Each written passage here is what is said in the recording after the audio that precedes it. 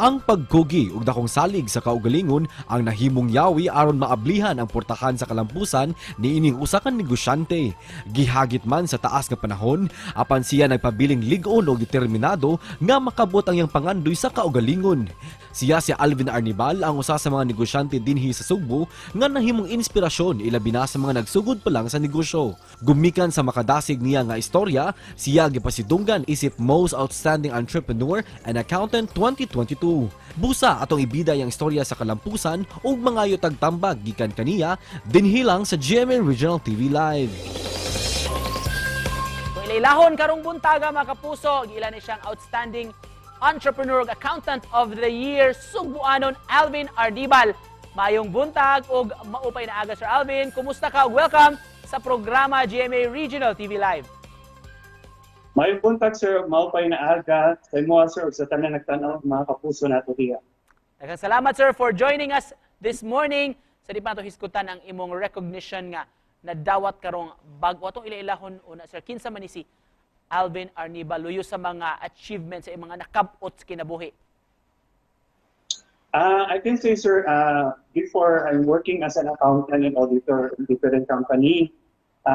Also I've been active sa charitable, like helping less fortunate na mga street children, like giving food to them. Aside from that po, active din po ako sa mga organization before like Guardian and other professional organization po in my career po.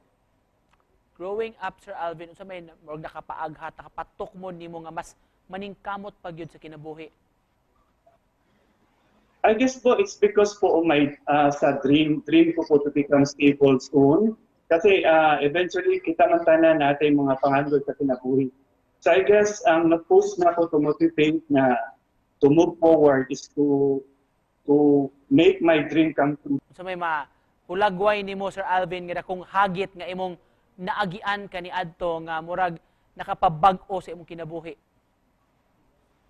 I guess po we can relate po tanan. We have been in a pandemic for 2 years plus. I guess that's the biggest trials po na naagian ako, either personal or in business. Because I've been in a business so very young. My business has been established last 2018 pa.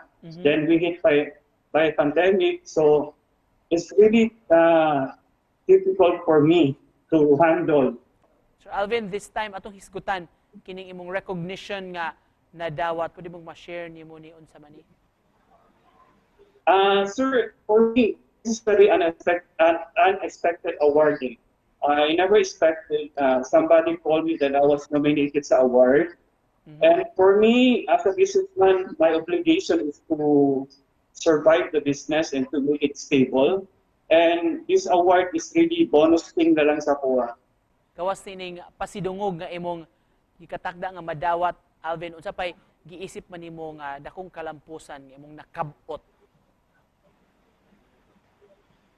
Yeah, aside from that po, I guess aside from this award, actually po I was also awarded po sa Asia's Business Leader of the Year, and it will be held in India po.